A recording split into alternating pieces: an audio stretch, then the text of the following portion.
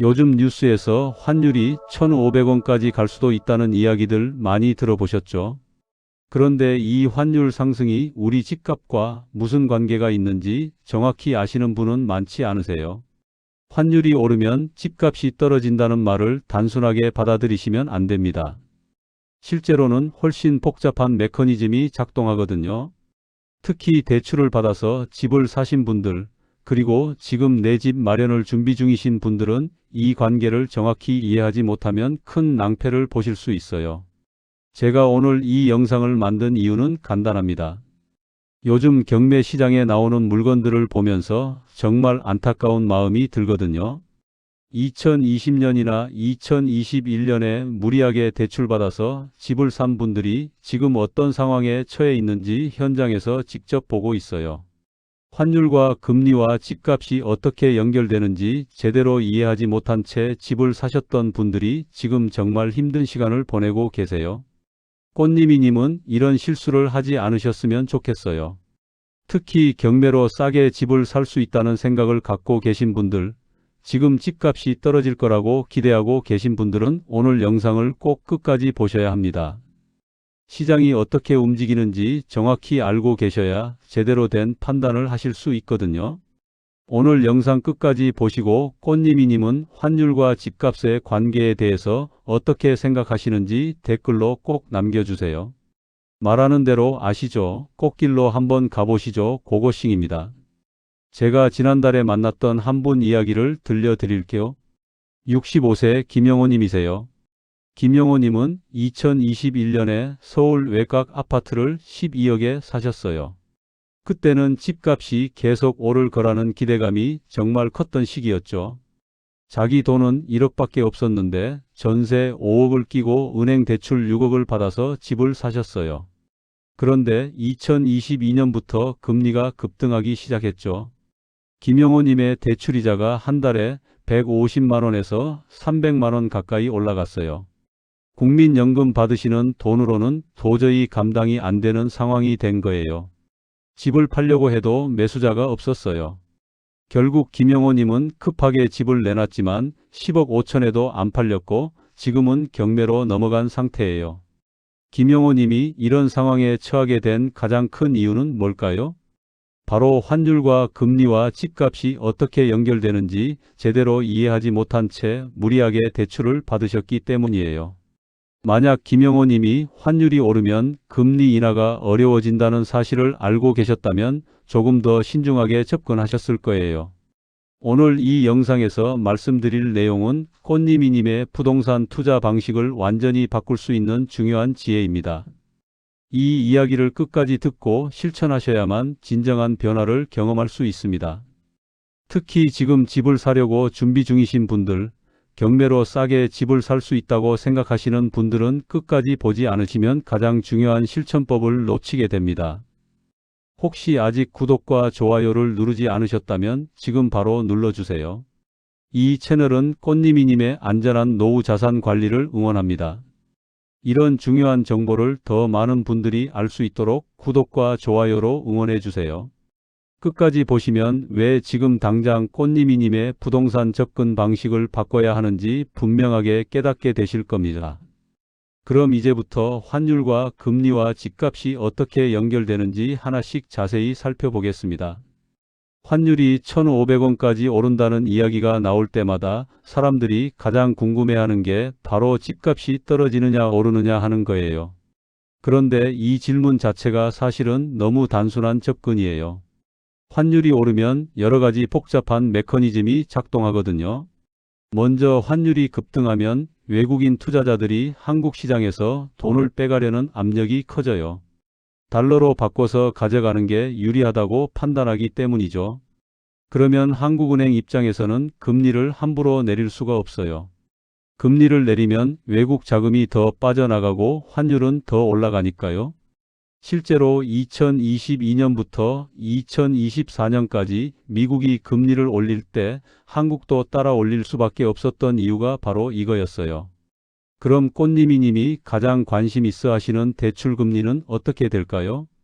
많은 분들이 기준금리가 내려가면 내 대출금리도 자동으로 내려갈 거라고 생각하세요. 그런데 현실은 그렇지 않아요. 은행들은 조달 비용이라는 게 있거든요. 환율이 오르고 시장이 불안해지면 은행들이 돈을 빌려오는 비용 자체가 올라가요. 그러면 은행은 기준금리와 상관없이 가상금리를 올려서 자기들 수익을 방어해요. 한국은행 금융안정보고서를 보면 2023년 하반기부터 2024년 상반기까지 기준금리는 동결됐는데도 실제 가계대출 금리는 오히려 소폭 상승한 구간이 있었어요. 왜 그랬을까요? 바로 은행들이 가상금리를 올렸기 때문이에요. 우대금리 조건도 까다롭게 만들고요. 제가 상담했던 68세 박영수님 이야기를 들려드릴게요. 박영수님은 2020년에 변동금리로 대출을 6억 받으셨어요. 그때 금리가 2% 중반대였거든요. 그런데 지금은 5%가 넘어요. 한 달에 대출이자만 250만 원이 넘게 나가요. 박영수님은 기준금리가 내려가면 자기 대출 금리도 내려갈 거라고 기대하셨는데 실제로는 거의 안 내려갔어요. 은행이 가상금리를 조정했거든요. 그럼 여기서 중요한 질문 하나 해볼게요. 환율이 오르고 금리가 높게 유지되면 집값은 무조건 떨어질까요? 그것도 단순하게 답할 수 없어요. 집값은 금리만으로 결정되는 게 아니거든요. 공급과 수요, 정책, 심리 이런 게 다 영향을 미쳐요. 다만 확실한 건 금리가 높으면 거래가 얼어붙는다는 거예요. 사람들이 대출받기가 부담스러우니까 집을 안 사려고 하죠. 팔려는 사람은 있는데 사려는 사람이 없으니까 가격은 서서히 내려가요. 그런데 이게 폭락으로 이어지느냐 하면 그건 또 다른 문제예요. 한국은 공급이 제한돼 있고 특히 서울 같은 경우는 수요가 워낙 강하니까요. 제가 현장에서 본 건 이거예요. 금리가 높을 때는 집값이 떨어지는 게 아니라 거래가 없어요. 호가는 높게 불러놓고 실거래는 안 일어나는 거죠. 그러다가 정말 급하게 돈이 필요한 사람들만 헐값에 내놓게 돼요. 그게 바로 경매로 넘어가는 물건들이에요. 경매 이야기가 나왔으니까 경매 시장에 대해서도 정확히 알고 계셔야 해요. 많은 분들이 경매를 집값 하락의 선행지표라고 생각하세요. 경매 물건이 늘어나면 곧 집값이 떨어질 거라고 기대하시는 거죠. 그런데 현실은 정반대예요. 경매는 후행지표예요. 무슨 뜻이냐면 집값이 이미 하락 국면에 들어가고 6개월에서 9개월 정도 지나야 경매 물건이 본격적으로 쏟아져요. 왜냐하면 대출자들이 버티다가 더 이상 못 버티는 시점이 그때쯤이거든요. 금리가 올라가고 집값이 떨어지기 시작해도 사람들은 바로 포기하지 않아요. 몇 달 동안은 어떻게든 이자를 내려고 애써요. 그러다가 정말 한계에 다다르면 그때 경매로 넘어가는 거예요. 실제로 2008년 글로벌 금융위기 때를 보면 집값 하락이 시작된 건 2008년 상반기였는데 경매 물건이 폭증한 건 2008년 말부터 2009년 초였어요. 2022년 금리 인상기에도 마찬가지였어요. 금리가 본격적으로 오르기 시작한 건 2022년 중반이었는데 경매 물건이 눈에 띄게 늘어난 건 2023년 들어서였죠. 그럼 또 하나 궁금하실 거예요. 집값이 오를 때는 경매 물건이 안 나올까요? 그것도 아니에요. 집값이 오를 때도 경매는 나와요. 이게 참 아이러니한 부분인데 설명해 드릴게요. 2021년 집값이 최고점을 찍을 때도 서울과 수도권에서 경매 물건은 꾸준히 나왔어요. 왜 그랬을까요? 집값이 올라도 개인의 현금 흐름이 안정적이지 않으면 문제가 생기거든요. 특히 전세금을 못 돌려준 임대사업자들, 과도한 레버리지를 쓴 다주택자들, 이런 분들은 집값이 올라도 경매로 넘어갔어요. 실제로 72세 최순덕님 경우를 보면 2020년에 임대사업자로 등록해서 아파트 3채를 갖고 계셨어요. 집값은 올랐는데 세입자가 전세금 올려달라고 해서 못 구했어요. 새 세입자 구하려면 전세금을 더 올려줘야 하는데 그럴 여력이 없으셨던 거죠. 결국 공실이 생기고 대출이자를 못 내서 한 채가 경매로 넘어갔어요. 집값은 올랐는데도 말이에요. 그래서 경매를 단순하게 기회라고만 보시면 안 돼요. 경매는 누군가의 절박한 상황이 만들어낸 결과예요. 그리고 꽃님이님이 경매로 싸게 살 수 있다고 기대하시는 것도 착각일 수 있어요.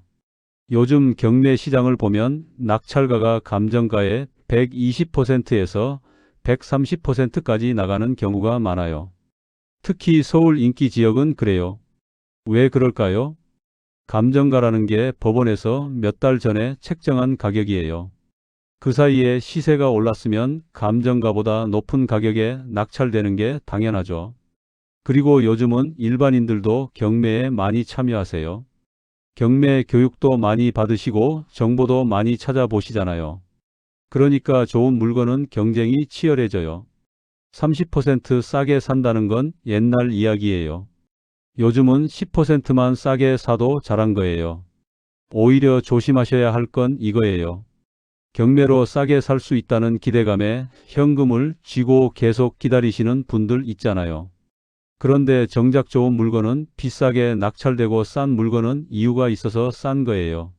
하자가 있거나 권리관계가 복잡하거나 입지가 안 좋거나 그런 경우가 많아요.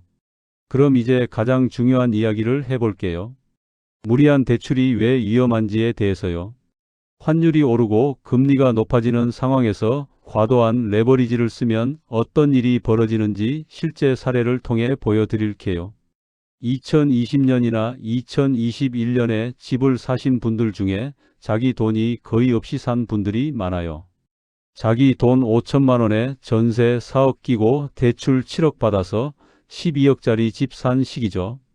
당시에는 집값이 계속 오를 거라는 기대가 있었으니까요. 그런데 2022년부터 상황이 완전히 바뀌었어요. 금리가 급등했죠.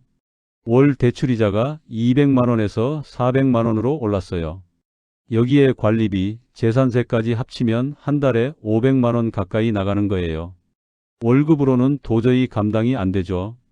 그럼 어떻게 하셨을까요? 처음에는 적금 깨고 빚내서 버텨요. 몇 달만 버티면 금리가 내려갈 거라고 기대하면서요. 그런데 금리는 안 내려가고 집값은 떨어지기 시작해요. 1년 버티고 2년 버티다가 결국 한계가 와요. 그때 급매로 내놓는데 이미 시장은 얼어붙은 상태예요.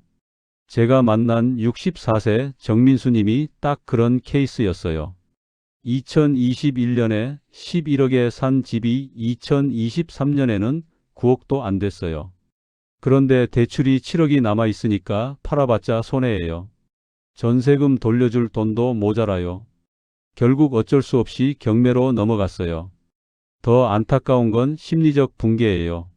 정민수님은 경매로 집을 잃고 나서 완전히 자신감을 잃으셨어요.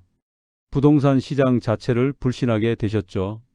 그래서 집값이 다시 오르기 시작했을 때도 재진입을 못 하셨어요. 한번 크게 데인 경험 때문에 다시는 집을 사지 않겠다고 마음먹으신 거예요. 이게 무리한 레버리지의 가장 큰 위험이에요. 돈을 잃는 것도 문제지만 심리적으로 무너지는 게 더 큰 문제예요. 그러면 좋은 기회가 와도 잡을 수가 없어요.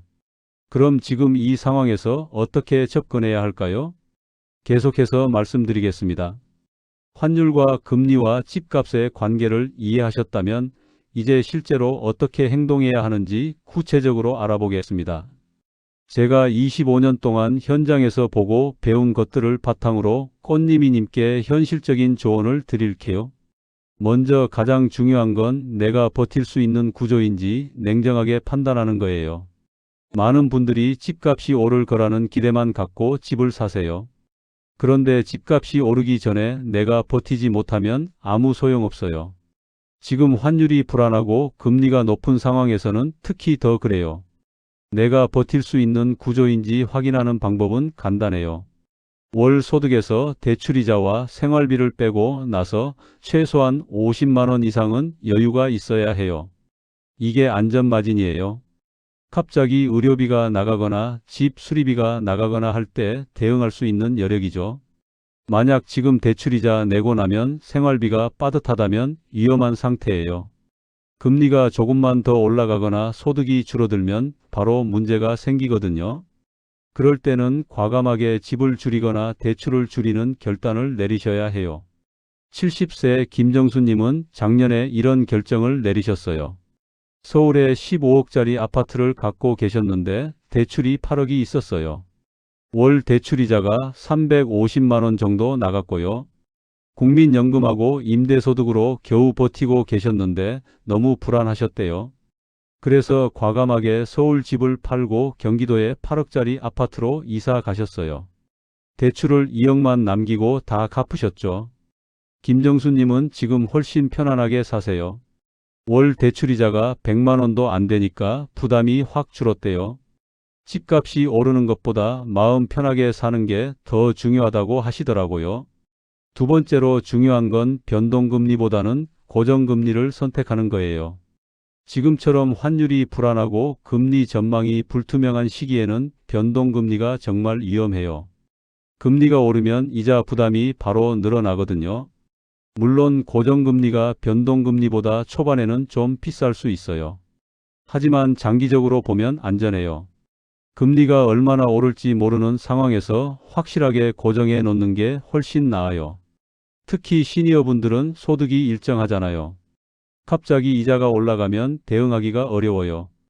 67세 이철수님은 2022년에 대출을 갈아탈 때 고정금리로 선택하셨어요.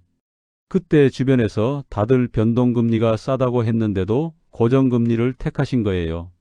지금 와서 보니까 정말 잘한 선택이었대요. 변동금리 쓰신 분들은 이자가 2배 가까이 올랐는데 이철수님은 그대로니까요. 세 번째는 경매에 대한 환상을 버리는 거예요. 경매로 30% 싸게 사겠다는 생각은 이제 접으셔야 해요. 요즘 경매 시장은 예전과 완전히 달라요.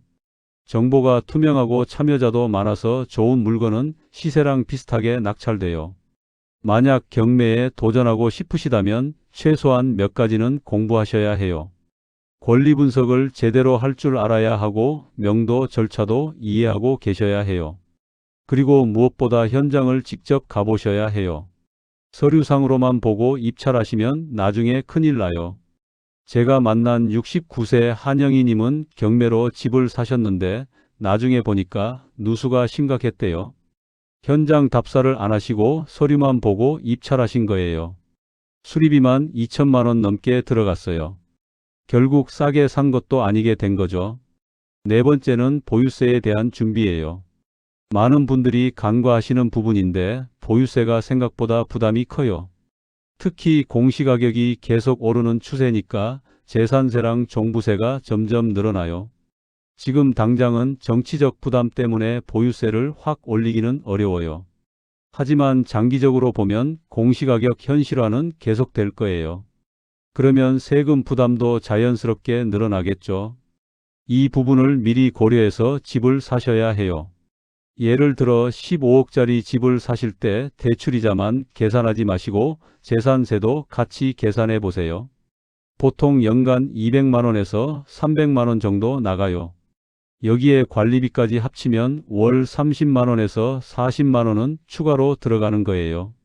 이런 것까지 다 계산하셔야 진짜 내가 버틸 수 있는지 알 수 있어요. 다섯 번째는 전세 레버리지에 대한 경계예요. 전세를 끼고 집을 사는 게 나쁜 건 아니에요. 하지만 전세 가율이 너무 높으면 위험해요. 나중에 전세금 돌려줄 때 문제가 생길 수 있거든요. 요즘은 전세가 역전 현상도 나타나고 있어요. 집값은 떨어지는데 전세는 그대로니까 전세 가율이 80%를 넘는 경우도 있어요. 이런 집을 사시면 나중에 전세 만기 왔을 때 갭을 메우기가 어려워요. 65세 송미영님은 작년에 전세 가율 85%인 집을 사셨어요. 10억짜리 집에 전세 8억 5천을 끼고 사신 거예요. 그런데 올해 전세 만기가 돌아오는데 세입자가 나가겠다고 하시대요. 새 세입자 구하려니까 전세금을 7억으로 낮춰야 한대요. 그럼 1억 5천을 어디서 구하시겠어요? 송미영님은 결국 대출을 더 받으셔야 했어요. 이자 부담이 확 늘어난 거죠. 처음부터 전세 가율이 낮은 집을 사셨으면 이런 일은 없었을 거예요. 여섯 번째는 지역 선택의 중요성이에요. 같은 가격대라도 어느 지역을 선택하느냐에 따라 결과가 완전히 달라져요. 특히 시니어분들은 생활 편의성이 정말 중요하거든요. 병원 가기 편한지, 대중교통이 잘 돼 있는지, 마트가 가까운지 이런 게 다 중요해요.